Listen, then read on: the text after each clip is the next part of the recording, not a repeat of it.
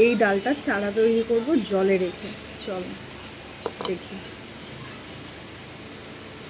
এই গাছের নামটা কেউ জেনে থাকলে আমাকে জানিও।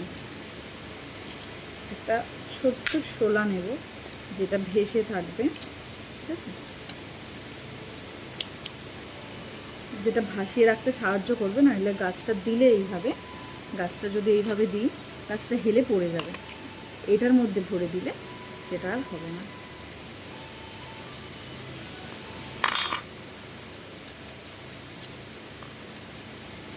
মাঝখানটা একটু ফুটো করে নিতে হবে যাতে ডালটা আমি বসাতে পারি।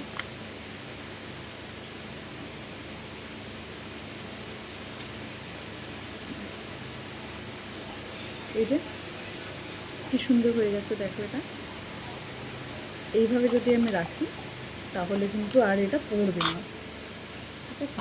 চলো দেখি পারি কিনা। দেখো আমি শোলাটা দিয়ে জলে বসিয়ে দিলাম। মাঝে মাঝে কিন্তু এই জলটা আমাদের চেঞ্জ করে দিতে হবে। 5 থেকে 7 দিনের মধ্যেই চারা তৈরি হয়ে যাবে।